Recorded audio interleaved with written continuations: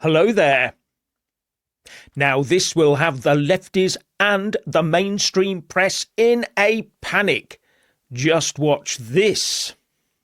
You all to remember the headlines. Remember the Guardian went hunting me down. You were told I was on the run. Also remember that after this incident at St Pancras train station, the police had all the evidence, as in the CCTV. Yet they still turned up like the military as I stepped off my EasyJet flight at Luton Airport to arrest me. The Daily Mail run the headlines as though I'd been arrested. They made it look like a murder scene. Well, guess what's happened today? No further action. Why is there no further action? Why was I arrested? Why, when the CCTV footage shows I was the victim, I'm not going to apologise for defending myself.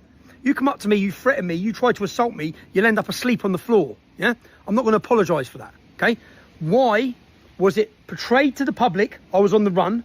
Why were the Guardian hunting me down? And why, with all the evidence that the police were in possession of, was I even arrested? When it clearly shows I was the victim. The footage shows I was the victim. Why was I under arrest?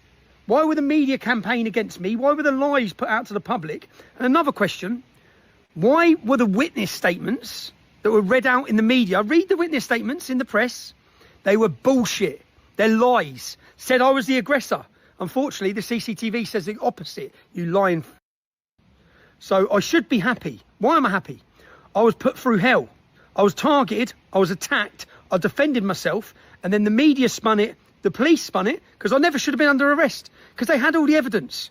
But today I've been no further action, no case to answer. I don't have to answer bail. I'm no longer on bail. The witnesses lied. I have all the evidence you lied. Yeah? So anyway, breaking news, Tommy Robinson defended himself.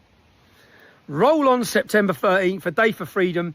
Correct every one of their lies. Take this video. Make sure any of those smear merchants and the journalists. There was a journalist that went and knocking on innocent people's doors in Tenerife, looking for me, like I was on the run. When all I'd done was defend myself against a hostile, violent attack. It's not, and some people would only be happy if I was the one face down on the floor. I'm not going to apologise. I'd rather be judged by 12 than carried by 6.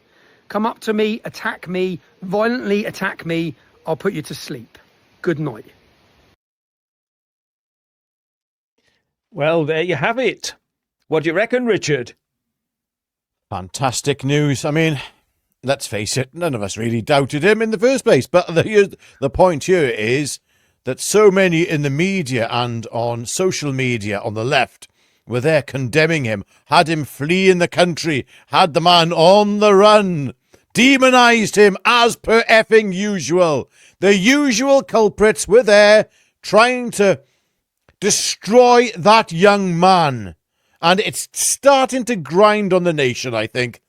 People they understand what's going on. Even those on the left, I believe, are probably waking up. Many of them are going, okay, maybe this is starting to look a little bit stupid. Jeff, what do you think? Yeah, you're absolutely right. And I remember when this was developing, I did make 1 or 2 phone calls, and I was told a few things which I couldn't talk about, which have subsequently come out. And that one of those was that he kept the police fully informed about what was happening, where he was, and when he'd be back. They knew he was coming back because he told them he was coming back, and they had the passport information anyway.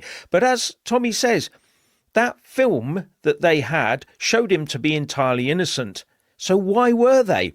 All they should have there at the airport, Luton Airport, to receive him, in such a grand manner. What was all that about? What was all that play acting about? What was all that theatre about?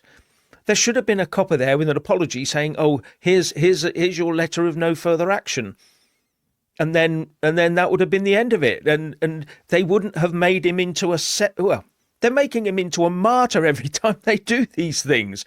All that's done, actually, is it's made people more determined to be there on the 13th of September.